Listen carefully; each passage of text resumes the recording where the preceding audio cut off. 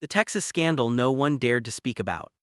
The summer heat in Texas had a way of clinging to skin like a guilty secret. In the small town of Abilene, where families knew each other's histories as well as their own, whispers traveled faster than the wind across the plains. Yet no one could have imagined the scandal that would one day tear apart the lives of the Ramirez and Collins families. Michael Collins was 32, a man with a rugged jawline, broad shoulders, and the quiet determination of someone who had grown up working construction under the burning Texas sun. He wasn't extraordinary, not the sort of man who would normally attract gossip, but he carried with him a hunger, a restlessness, that his marriage to Isabella Ramirez had never fully satisfied. Isabella was sweet, dutiful, and raised under the strict Catholic traditions of her family. They had married young at 22 when Michael was still learning to shape his ambitions.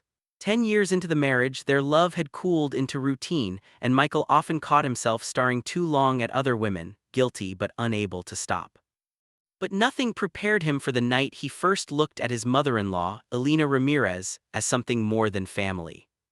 Elena was 51, a woman with the kind of beauty that didn't fade easily. Life had been hard on her, raising 3 children after her husband died in an oilfield accident, but she carried herself with resilience, her dark hair streaked with gray, her figure fuller yet graceful. She wasn't glamorous, but she radiated a strength that Michael found magnetic. It happened innocently at first.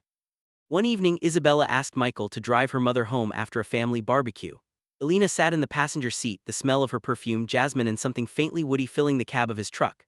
They talked about small things, work, the children in the family, the stubborn Texas weather. But at a stoplight, when she turned to thank him, her hand briefly touched his arm. The contact sent an unexpected shiver through him.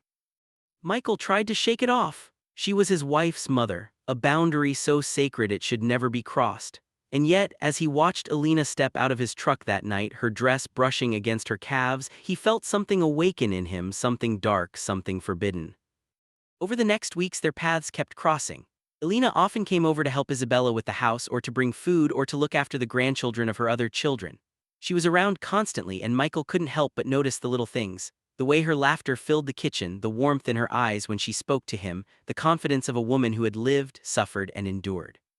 One afternoon, while Isabella was out shopping, Elena lingered in the kitchen with Michael.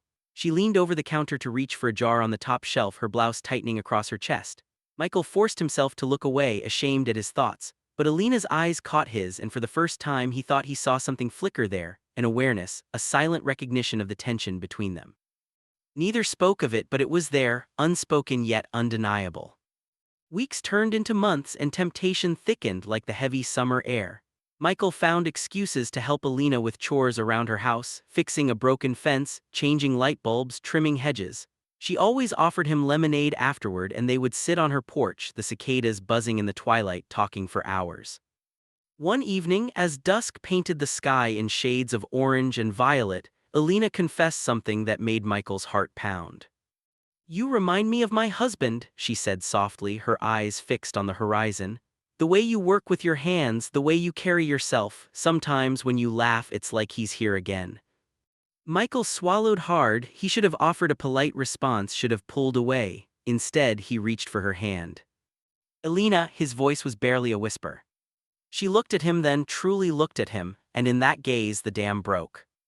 Their first kiss was clumsy, desperate, a collision of guilt and longing. Michael knew it was wrong. Elena knew it was madness.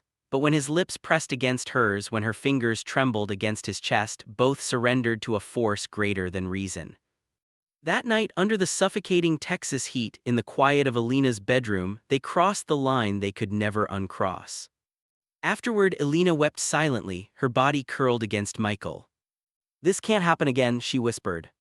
But even as she said it, Michael knew they were already lost. The hunger had taken root, and it would only grow.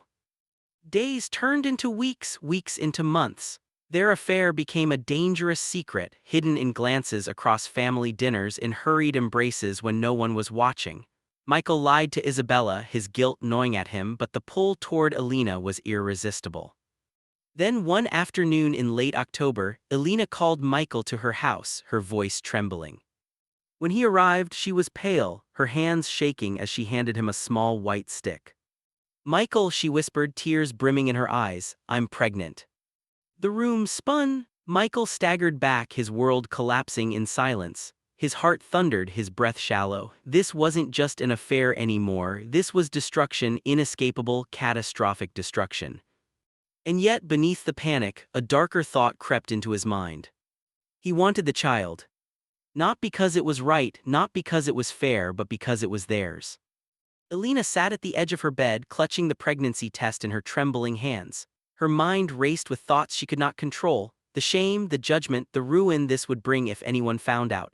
She was a mother, a grandmother, a woman who had survived widowhood and raised her children with dignity. And now she was carrying the child of her son-in-law. Michael paced across the room, his hands on his head, his breaths coming fast.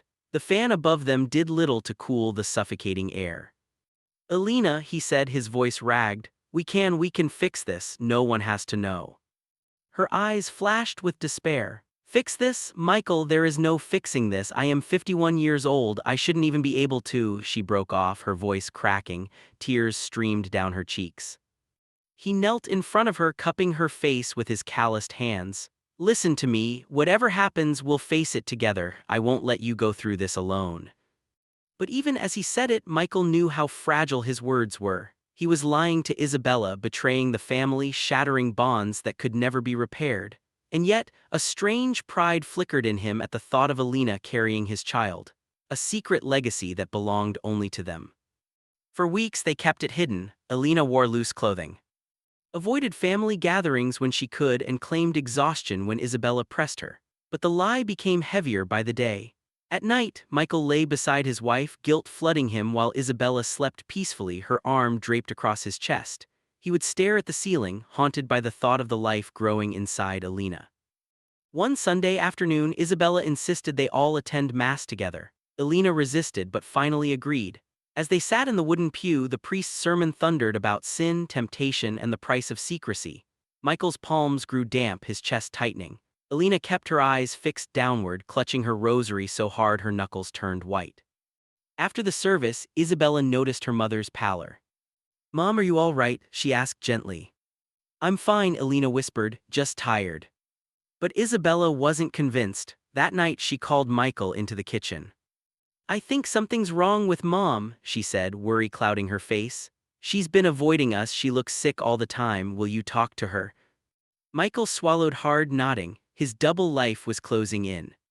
The next day he drove to Alina's house. She sat on the couch, staring at nothing, her hands resting protectively over her stomach.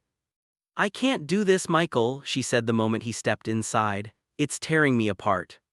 "You don't have to tell anyone," he whispered, sitting beside her. "We can find a way, maybe we move away, start fresh." She turned to him, disbelief in her eyes. "Move away? And what about Isabella? What about my other children, my grandchildren? Do you think I can just disappear?" Michael didn't answer. His fantasies of escape seemed childish in the harsh light of reality. As weeks turned into months, Alina's body began to betray her secret. Her belly grew, her movements slowed. Whispers began among neighbors, curious glances lingering when she walked into town. She claimed menopause, health issues, even weight gain, but the truth was impossible to hide forever. One evening, as Michael hammered boards into a client's deck, his phone buzzed. It was Alina, her voice trembling. "She knows." Michael froze. "Who?" "Isabella," Alina choked. "She came over, she saw me, she asked if I was pregnant. I couldn't lie anymore, I told her." The hammer slipped from his hands, clattering against the wood. "What did you say?" he demanded, panic rising in his throat. Alina's voice broke. "The truth, Michael, I told her the truth." The drive back to his house felt endless, his knuckles white on the steering wheel. When he arrived, Isabella was waiting at the door, her face pale, her eyes wide with horror. "How could you?" she whispered as he stepped inside. Michael tried to speak, but words failed him. "My mother, Michael, my mother." Her voice rose, trembling with rage. "Do you have any idea what you've done to this family?" He reached for her, but she recoiled as though his touch were poison. Tears streaked her face as she pointed toward the door. "Get out." Michael's world shattered. He stumbled back, the weight of his sin crashing down on him. Outside, the sky was heavy with storm clouds, the first drops of rain splattering the dust. He drove aimlessly for hours, haunted by Isabella's sobs, by Alina's broken voice, by the knowledge that everything was unraveling. That night, Isabella called her brothers. By morning, the entire Ramirez family knew. Shock turned to fury and fury into threats. Alina's sons stormed Michael's house, fists clenched, demanding answers. Michael barely escaped a beating, retreating to a motel on the outskirts of town. In Abilene, gossip spread like wildfire. Neighbors whispered in grocery store aisles, church members shook their heads, and the Ramirez family's name was dragged through the mud. Alina stopped attending Mass, ashamed to show her face. Isabella withdrew from friends, her heart hardened into silence. Alina's pregnancy advanced, each passing day a reminder of their betrayal. She rarely left her house, curtains drawn, phone unanswered. Michael visited in secret, torn between love and regret, his heart aching every time he laid a hand on her swollen belly. "I never wanted this for you," he whispered one night, his forehead pressed against hers. "I know," she said softly, "but it's too late now." As the months dragged on, Alina's health began to falter. Pregnancy at her age was dangerous, and doctors warned of complications. She grew weaker, her face gaunt, her steps unsteady. Michael begged her to consider termination, but she refused. "This child is innocent," she whispered. "It's not the baby's fault." Michael's guilt deepened. He loved Alina in some twisted, destructive way, but he also knew he had destroyed his marriage, his reputation, his life. And yet, when he looked at her, he couldn't stop loving her. The storm finally broke on a December night. Isabella filed for divorce, her papers delivered coldly through an attorney. The Ramirez family cut ties with Alina, branding her a disgrace. Alone and ostracized, Alina went into labor one icy morning. Michael rushed her to the hospital, his hands trembling on the steering wheel. Snow flurries dusted the roads, the rare Texas winter biting into the night. Alina screamed in pain beside him, clutching her stomach, her face pale with exhaustion. "Hold on," Michael pleaded, "please just hold on." But deep down, a terrible fear gripped him, that the price of their sin was finally coming due. The hospital smelled of antiseptic and sorrow. Fluorescent lights hummed above as Michael pushed Alina's wheelchair through the sliding doors, shouting for help. Nurses rushed forward, their faces a blur as they wheeled her down the corridor toward the maternity ward. Her hand gripped Michael's with surprising strength. "Don't leave me," she gasped, her face slick with sweat. "I'm here," he whispered fiercely, though fear gnawed at his insides. "I'm not going anywhere." Doctors swarmed, their voices clipped and urgent. "She's 51, high risk, blood pressure unstable, prepare for complications." Michael caught fragments, each word a hammer blow. Hours dragged into an eternity. Michael paced the sterile hallway, his boots squeaking against linoleum. He prayed, something he hadn't done in years, that both Alina and the baby would survive. His mind flashed back to the first kiss, the stolen nights, the moment Alina told him she was pregnant. Every choice had led here, to this cold corridor and this impossible waiting. Finally, a doctor emerged, his expression grim. "Mr. Collins." Michael's throat went dry. "Yes.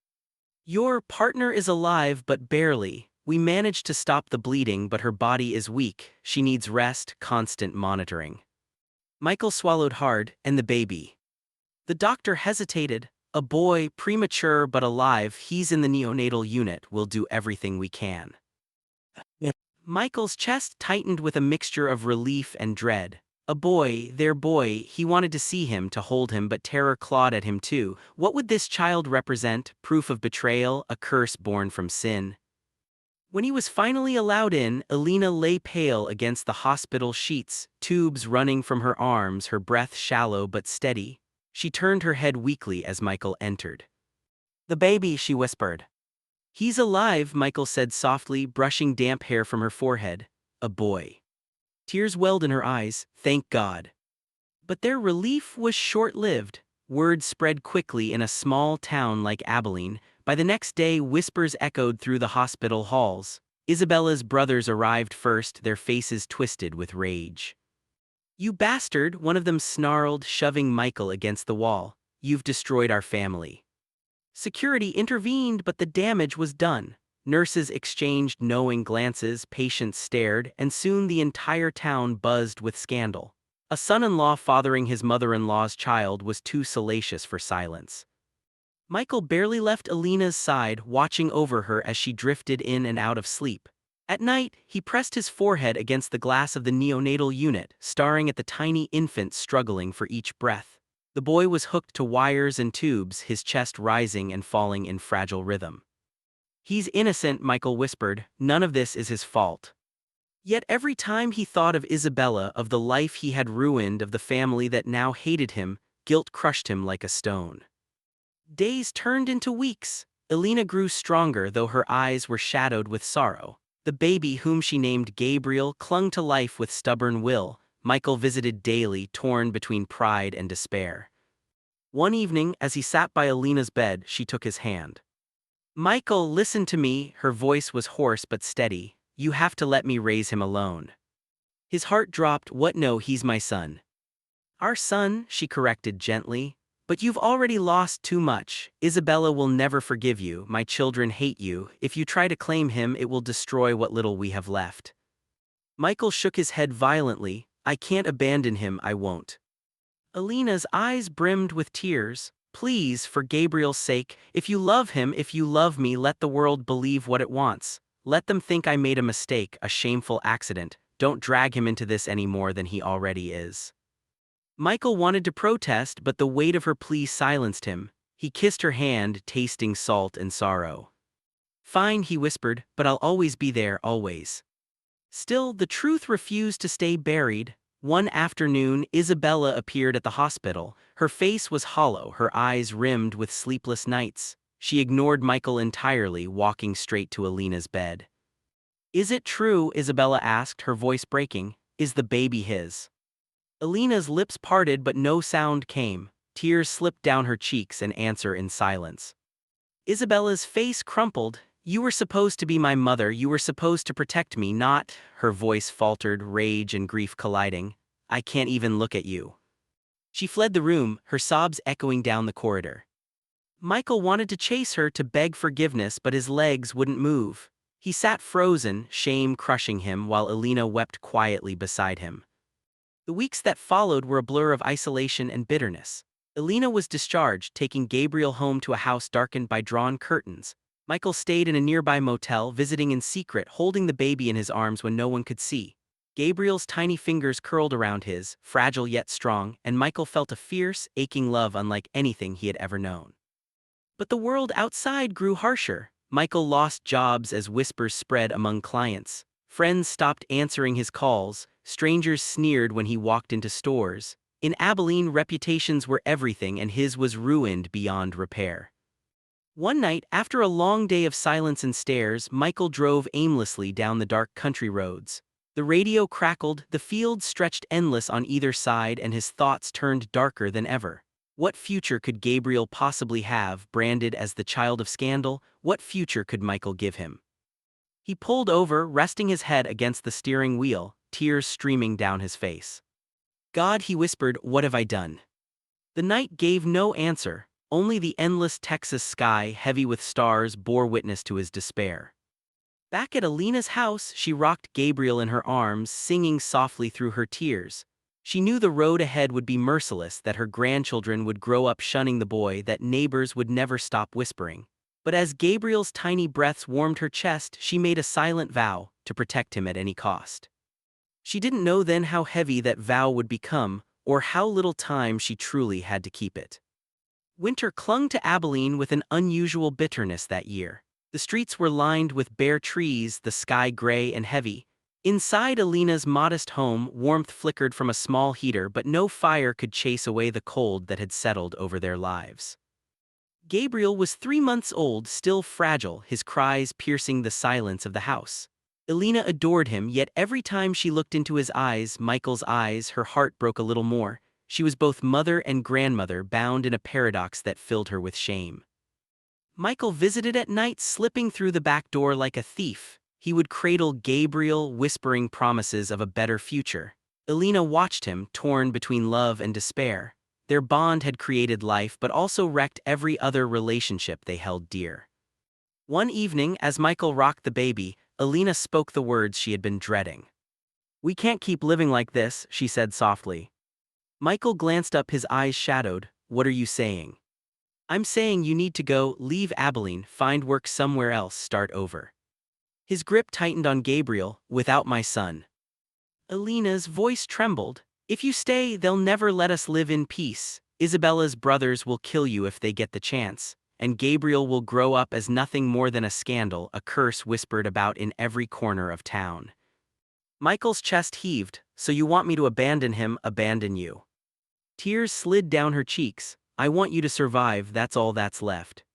For a long moment, silence filled the room, broken only by Gabriel's soft whimpers. Michael kissed his son's forehead, breathing in his fragile scent. Then he placed the baby back in Alina's arms and stood. "I'll leave," he said hoarsely, "but I'll come back for him, I swear it." Alina didn't answer, she only held Gabriel tighter, as though she knew the future would never grant Michael that chance. Michael drifted from town to town across Texas, working odd construction jobs, sleeping in cheap motels, drinking away his loneliness. He called Alina when he could, though each call was shorter, filled with strained words and unspoken grief. He never called Isabella again. She had remarried within a year, desperate to erase him from her life.